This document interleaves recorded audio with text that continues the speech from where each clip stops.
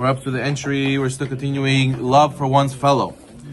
So we said that a person has to make sure to go out of his way to do actions, to love and to do good for his fellow. As we know, King Solomon says, letzura yulad. A brother is for a time of need. When a person is suffering, a person is down, that's what a brother is born for. So therefore, just like a person loves his brother, biological brother, but he's upset when his brother is suffering and he goes out of his way to help him, so too, a person has to overcome his love for himself and love the other person. And as the Pele says, it's a great mitzvah that you should know that people are very makpid to pray. People are very meticulous to go and learn. People are very meticulous to go out of their way to do very special mitzvot. But ben adam lehavero, we have to go out of our way as well. It's also a great mitzvah. It's a great rule in the Torah, and we have to be scrupulous to fulfill all mitzvot, not just between us and Hashem. A lot of people who are very religious, it's very easy for them to do mitzvot between them and Hashem, but we also have to overcome ourselves and focus on mitzvot between us and another fellow, because it's also part of the Torah. Like the 10 Commandments, two sides.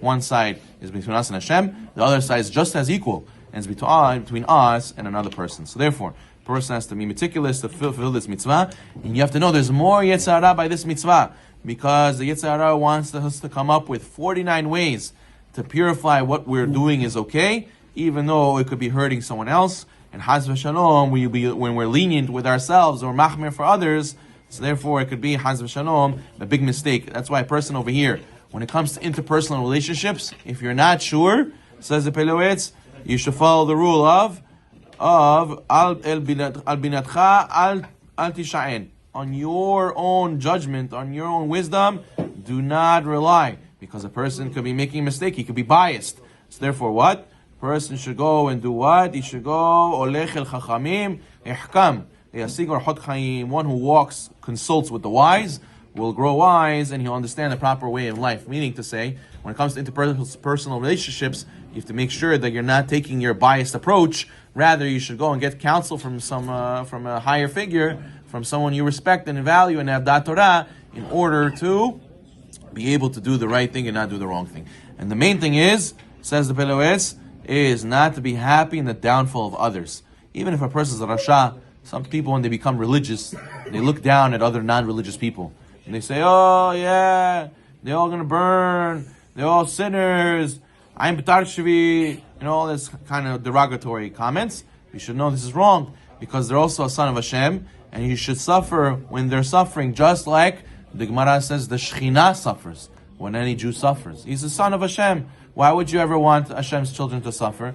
And also you should know when someone's suffering, when someone's lost, so they're not doing mitzvot, and they're not giving nachat to Hashem.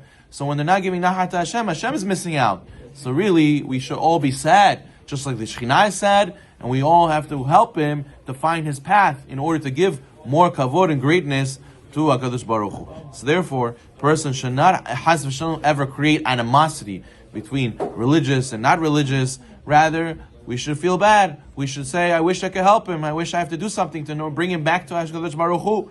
And therefore, we should always be happy when the other person has happiness, and we should feel sad when we see the other person suffering, or the other person's lost, or even if the other person's wicked, we should feel bad. It's not that we should go and put them down, or make a division between us.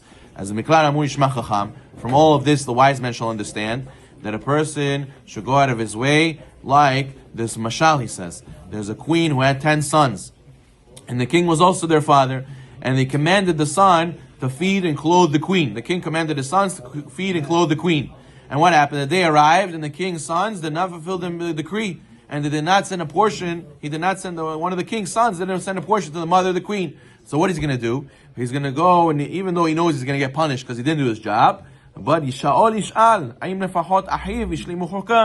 will surely inquire of his brothers if they at least provided their portion, because then he'll have hatzin hama, he'll have some sort of consolement for this that his mother at least got from his brothers. But if they all tell him they also didn't do their portion, so of course he will weep, he will sob, he'll be very sad.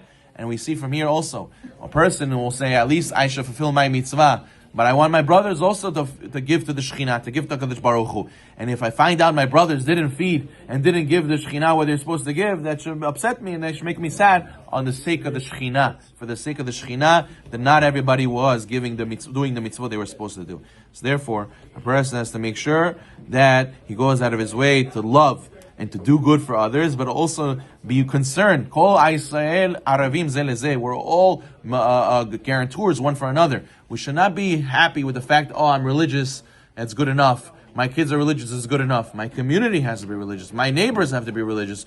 All my shul members should be religious.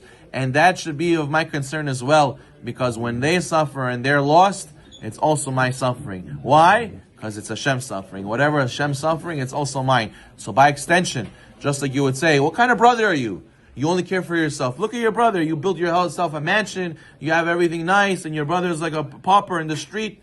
You would see a guy like this, you would rebuke him, right? So how come when it comes to spirituality, it's not the same thing? You would say, Atzallah, look, you need to send Atzallah. There's a guy bleeding in the street. There's a guy spiritually bleeding in the street. Why shouldn't we go help him? There's a guy who's poor in the mind. He doesn't realize he needs to do mitzvot. Why shouldn't that bother us? We're all brothers. We should go and save him, help him. And therefore, it should be a priority. Just like mincha is a priority, learning is a priority, our brother's spiritual and physical well-being also has to be our priority. Baruch Adonai Olam.